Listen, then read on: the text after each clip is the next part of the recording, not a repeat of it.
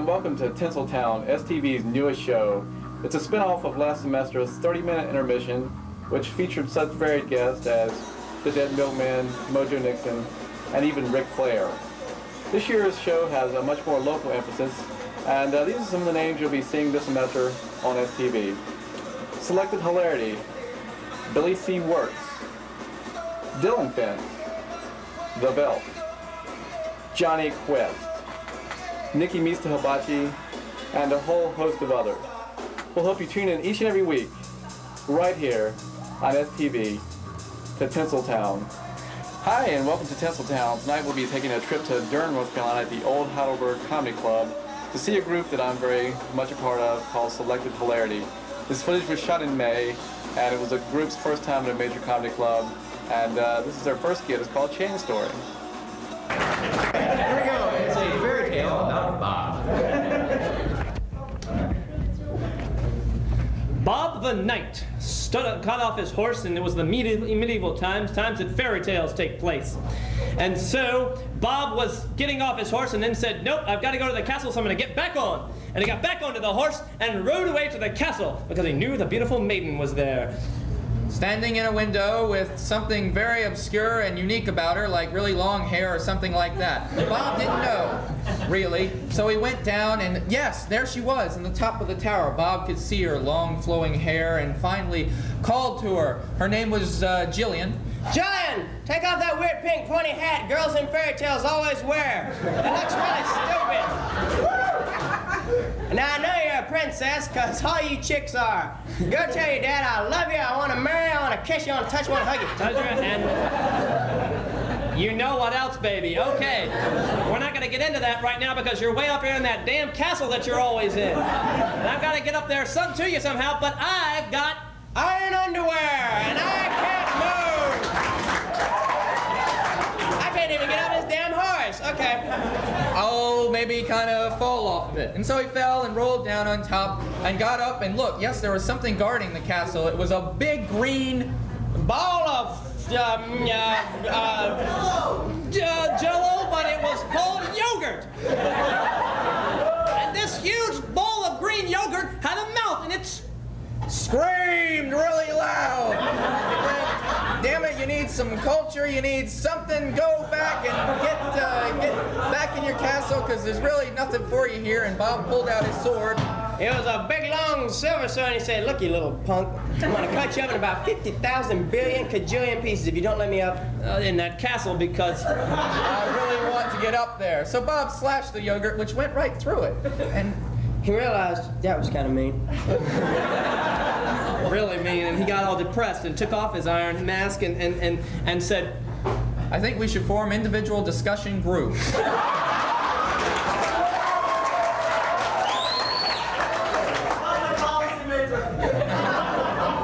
And discuss the relationship of death and yogurt in the Western civilization. Because that's really important, and I'm gonna get the chick.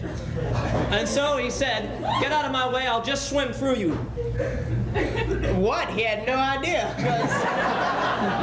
Anyway, he started going up the stairs, and he knew his woman was at the top of the stairs.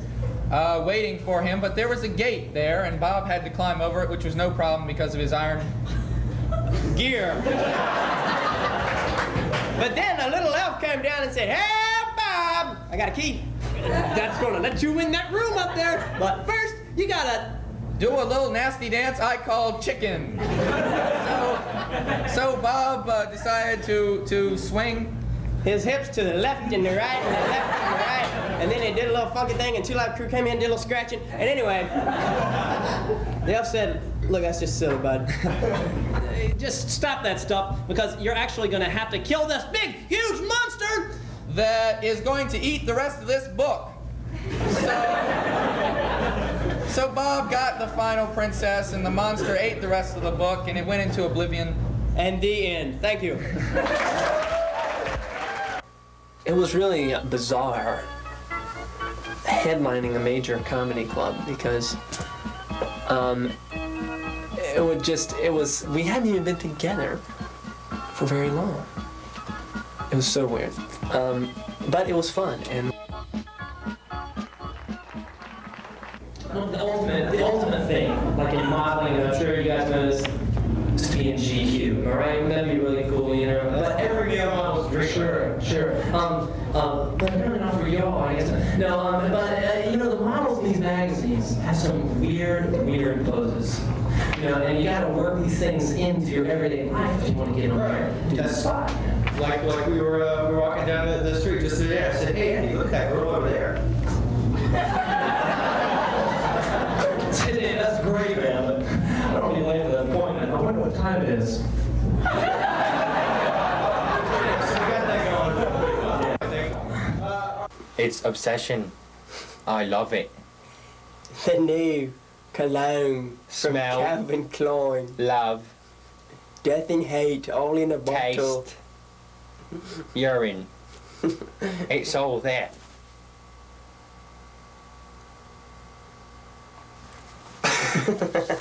Okay. Kind of a change speeds here a little bit. Now, you guys see a lot of comedy tonight. We're going to do something a little bit serious right now. So just bear with us. This is something very special for me and Andy. It's very serious.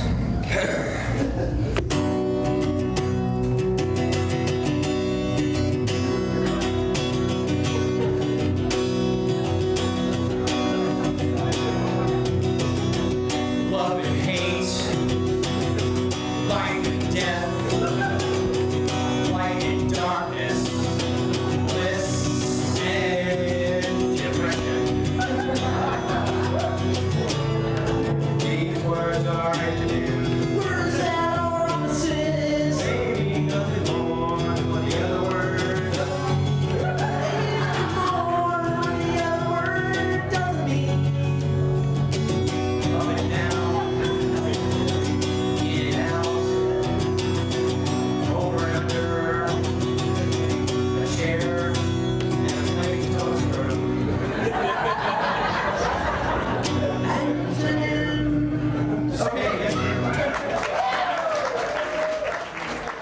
The Antonine song is pretty much a takeoff on just any kind of hardcore folk song. It's the guitar starts out, it's got a lot of feeling and whatever behind it, and the first lyrics come on, they're real powerful. You know, that love and hate and life and death, and things like that. You know, and it just kind of builds you up to this expectation of this real heavy song that's going to have some great message behind it about what our purpose is here on Earth, and then we just come in with the chorus, explaining, well, these words are antonyms, and it's just kind of it sets you up for this big thing, like I said, and then just kind of hits you This with is stupid, David. the comic punch below the belt kind of thing. Top of the Pops is a new thing we do where we elicit types of music genres and phrases from the audience, and we turn those into videos. It's very hard, it's very difficult, but sometimes when we're really clicking, it turns out real good. And here's a rap song from Scott that just went great. What's the number one song? It's a rap song. It's called Are These Bugle Boys You're Wearing? Right, are those bugle boys you're wearing? Right, it's like from the commercial, but they've like taken samplings. Really? Is Vanilla Ice in this group? No. It's like a new British, new wave kind of thing. You said they were from America? I did. It's on the British charts. Right. Now, what's the name of this group? This group is the two MCs who found a cactus one day and said, oh, we should have beans and wings. It's a long name. But it's hard to rhyme, but they do it very well. The new rapper is in this group, isn't it? MC Escher? No. It looks like he's in there. Oh, it does? Right, he's great. Right, it's called Are Those Bugle Boys Wearing? And let's take a look. It's number one on Top of the Pops tonight. Let's see it right now.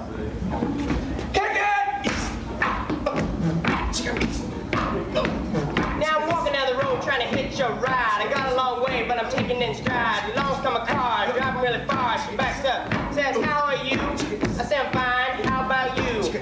I asked her how she's faring. She says, are those bugle boys you're wearing? I said, yes, and she drives away. I said, hey, what's up? Does she think I'm gay? I hope that she runs out of gas. Or straight a trick she tries to pass. You know, I ain't got a lot of time. And on the improv, I gotta make up rhymes. I hope you don't think that it's a crime, but I think I'm about out of time. Word.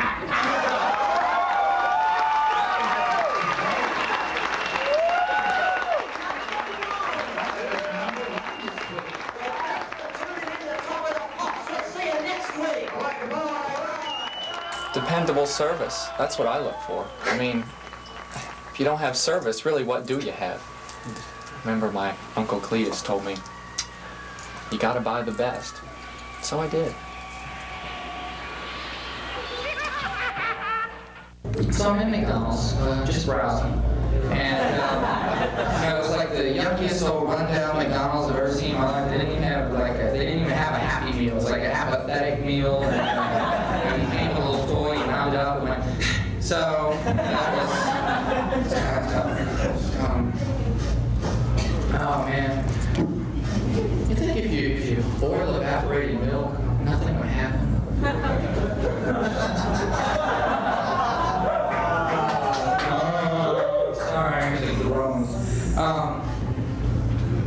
come out of McDonald's and saw it was the most slow, lethargic poodle I've ever seen in my life, and upon further examination, it wasn't a poodle at all, but a sloth with a perm, and it was just very, very strange.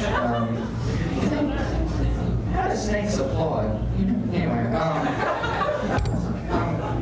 you know those ventriloquists that paint their names on their hands and talk like that? What the hell are they for? I mean, really? Just something I was observing. Oh man. I've come up with a theory that basically everyone is an optimist, but I don't really think it's going to work out. It's kind of a balance in the world, isn't there? It's like, you eat too much, you gotta lose weight, you drink too much, you might have a hangover, you do the crossword really well, you might have to watch Jeopardy. I feel so dumb when I watch it, it's like Cooter at a Mensa convention. I'm just sitting there, and these guys are so smart. I saw a guy on Final Jeopardy, this is absolute truth. Final Jeopardy, he bet a negative amount, intentionally got the answer wrong, and doubled his score. It was incredible. It was absolutely incredible. But there's always that one guy that gets through the Jeopardy brain sensors. He's like, so you got like two guys with the Library of Congress in their cerebrum, and Toby the dog boy over here, just hoping he can sign his name, what do they give this poor guy after he humiliates himself on television in front of his friends and family, a home version of the Jeopardy game so he can relive the hell over and over and over again. In folktales, I play a character named Booger, who is a sidekick to the folkteller. I just comment on things in general, and I talk about how good the story's going, and I'm just a little spicing them. I just spice the act up a little bit. That's what I am. I'm spice. People call me up and they go, "Is Spice there?" And I go, "Yes, I'm here. Can I help you?" That's how it goes. Now we're very proud to bring you from the mountains of North Carolina to the greatest storyteller of all time, old man Henry Tucker and his friend Booger. Now we got a story about a man who can walk on anything. All right. Now you gonna tell me a story? I'm gonna tell you a story. All right. Let me tell you about a boy that I once knew way back when. Way back. Old John Donne was a small, teeny-weeny, kind of thin fella. Just a little ball of bones and something. I don't He even would know. walk around all the town, and people would look at him and say, "My, that's this mighty small fella." It's tiny. And one day he was walking around when all of a sudden the whole rain came down. Rain was coming down. It came on down, and poor John had to run for his life. Right. And he was running, a quicking and a wicking, a running and a gunning, a speeding and a weeding, when all of a sudden, a big old bolt of lightning came down and struck John right in the head. Big old, look like a frog in the hen house, I'm not gonna lie. So, old John got on up, shook himself off. Check it out, just shit. And came up to his house. Came up to his house, look like a catfish at Benny Hunter's. So he came on down, grabbed the doorknob, and when he grabbed it, he felt like a sticky little feeling. Like stick it out of him. And he put his hand on the door and put his hand on the window. Put it on and it. climbed on up outside on the wall. I don't know, like a bug and just stuck on a hot thing on a summer day. I don't even know what called it. All right, so old John climbed up to his window and found that he could climb walls. He could climb them like something. And he was so small that he could scurry around up on the ceiling, down on the floor, all around the walls, and inside a little kid named Nigel. Whoa, Nigel. I don't know what that means. Anyway, I sure don't, I tell you. Old John found that his wall climbing ability could make him make the best darn murals in the whole town. Like some kind of weasel in the middle of Belks. He went up and would paint the murals without a ladder. Painted right It mean nothing. He sure did. He could paint them, and he was John already had a talent for painting and was the best darn painter in the whole world. Like Picasso with a hit of crack. I don't even know what to call that. And John made a living out of painting murals. People were paying him left and right to paint them murals. He had money. But one day a stranger came into town. Somebody nobody knew. It was old Doc Skeeter. Well, we knew him. Right. And old Doc Skeeter came into town and said, John, that's his name. I got a new ladder that is an electric ladder that can propel people all around walls, ceilings, floors, even inside a little kid named something. And shoot him up like a pineapple on a hot summer day in the middle of Memphis. So, old John said, I challenge you to a mural making contest. And John stirred up the walls and painted the entire Sistine Chapel in 4 seconds. 4 seconds, 3 and then one more. So, old Doc Skeeter. Doc Skeeter? Doc Skeeter. I love that name. That was his name. He was a professional. He stirred up his paints, got on his electric ladder, and painted the entire state of New York City all on a huge wall. He painted on one big long wall. Right. So, old John had to finally find another wall to paint on and found the Great Wall of China. It looked like a chicken in a Hyundai. Then he scurried along the wall and painted an entire whole state of Memphis. Maybe it came from Waxhaw. Right. All on the wall. In the whole thing. And old Doc Skeeter, who had followed John to China for the Great Wall of China, he sure did. Tried to paint the wall. I don't know. But his old ladder ran right into John as he was scurrying. Ran into John. It was like a collision. And and John fell on down. He fell down and hit his head. Looked like a skeeter in the middle of a waffle cone. I don't even know what to call that. Then Doc looked down at John. Looked down at felt his pulse. Pulse. And nothing was coming. Not a dang thing. So Doc Skeeter presumed that John was dead. Looked just like a brim and a toaster on a hot summer day in the middle of a double wide in a trailer somewhere in Memphis. So Doc Pritchard put away his ladder because he realized it could do nothing but bad. Couldn't do nothing, it was evil. And he walked back on to his hometown. Walked on back. And John was left dead to be cleaned up by the Chinese. Dead, he sure was. And the moral of the story? What is the moral? Never go walking out in the rain because you might want to paint a thing on the Great Wall of China. You might fall down and hit your head. Never have a dock with a ladder. You might fall down and end up a big thing of pancake syrup. Oh, Lord, that is a good story! Ladies and gentlemen, boys and girls, friends and family, chairs and squabblers. Now introducing Larry Weaver and his lovely video to his lovely song, Granola Girl.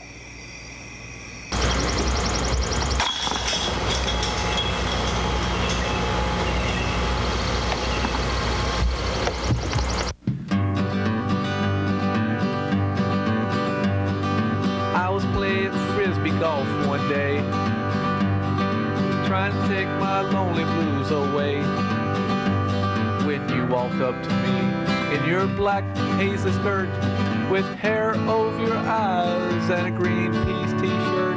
My heart skipped a beat when you said hello. Then you sat down and started playing your cello. I waited until I thought the time was right. Then asked if you would like to protest war tonight. I said, be my granola girl. Be my granola girl. We hopped into her Volkswagen van and drove down to the recycling bin. Cause she does her part to reuse her trash. She tries to save water by not taking a bath. Yeah, she's my granola girl. She's my granola girl. We held hands and we walked through the breeze. She said, let's go chain ourselves to some trees. Then we'll rescue some whales and try to save the world. I'll do anything with you, my granola girl. Yeah, you're my granola girl. You're my granola girl.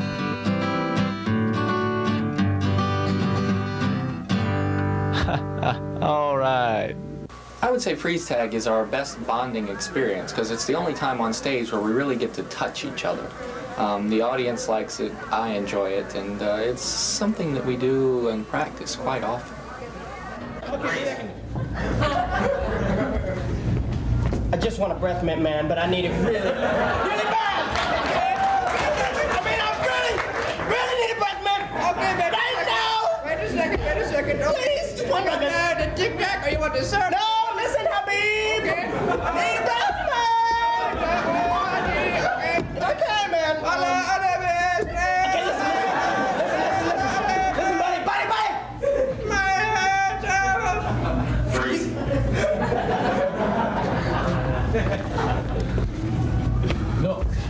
Look into my eyes.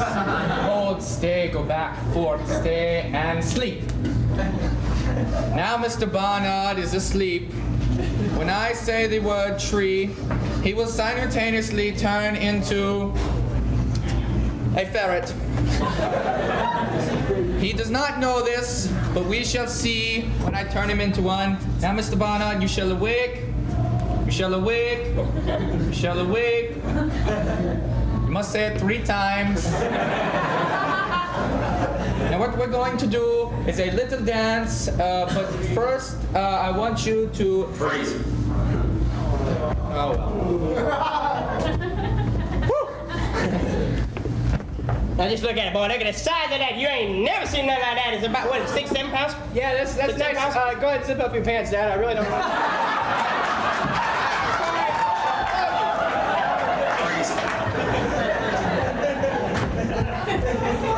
We have taught Coco to distinguish between colors.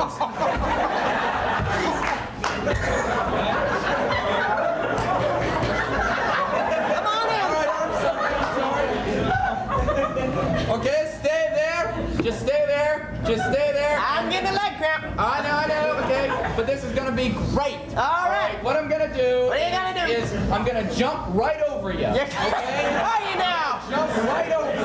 Say yeah? All right, here we go. Right, no. Wait, hold on. Okay. All right.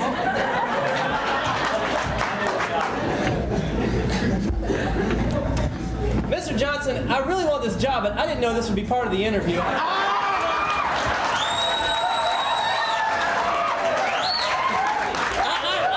bad do you want to teach school? Listen, I'm just not too sure. I tell you what. How about you call me Rubberella?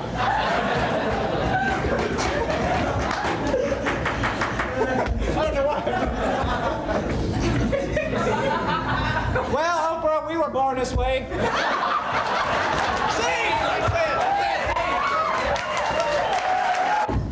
I go on this date, and I'm really impressed with the girl. I finally get her number. And first off, never give one of those little phone codes like, please remember, my number is 738-CUTE. All right, now look, I'm not so lonely that I have time to play Scrabble on the phone, okay? It's not password, we use numbers now.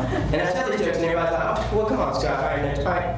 Look, the little codes help you remember the number. The little codes help you remember the number. Well, yeah, if you got a cool number like 555 stud or 933 keg, but not if you're like me and my number is 738. You know, pretty much useless system. Anyway, okay, we get it.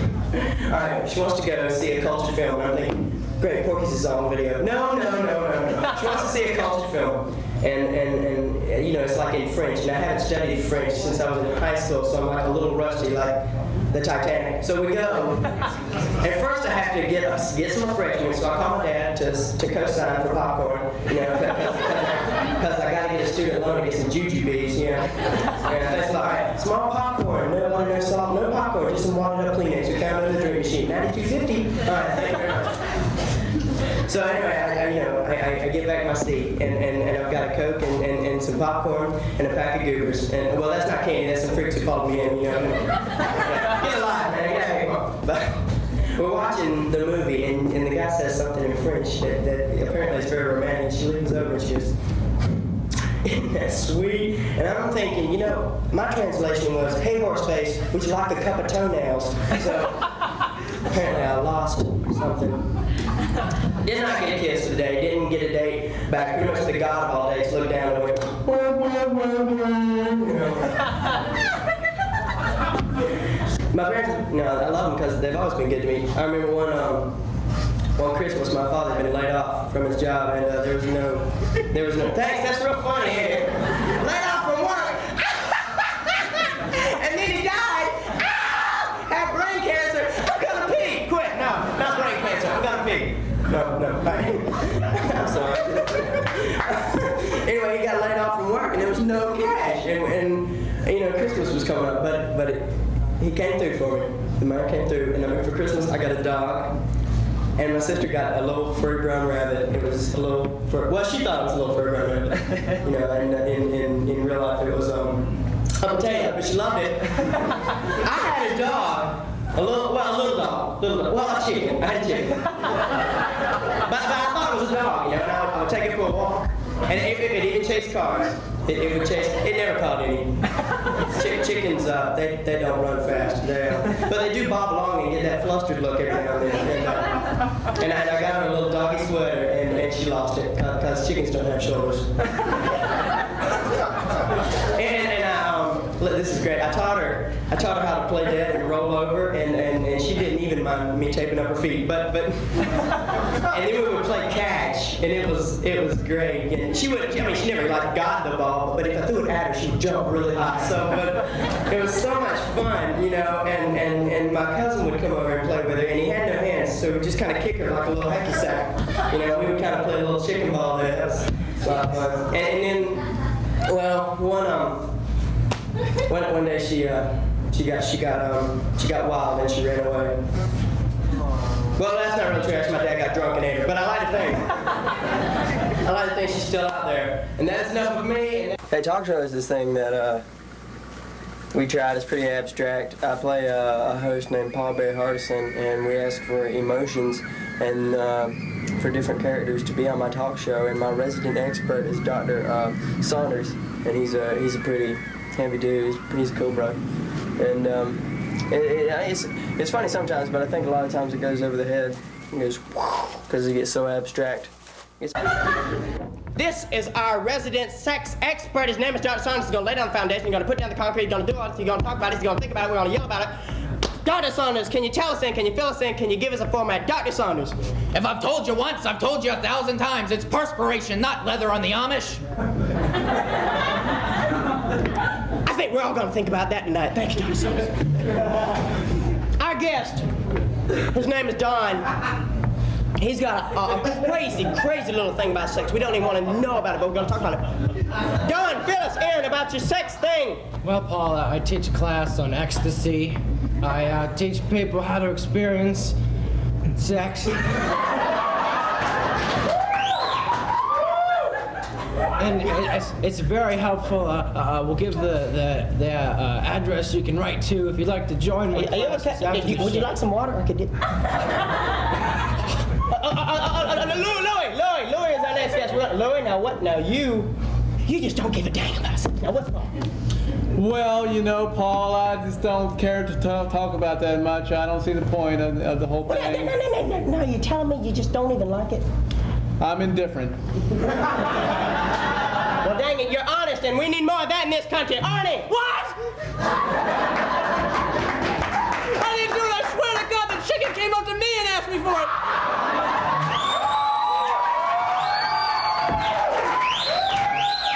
It was very exciting working at Old Heidelberg Village and performing it at a real comedy club, because I remember driving home after the first night and we were all in the car going, hey, we just headlined at a real comedy club. We were pretty excited. I guess you had to be there. And of course, you know, Scott had the alligator in his pants and everything, so that added to it. You know, this is stupid, David. Of course, Brian did.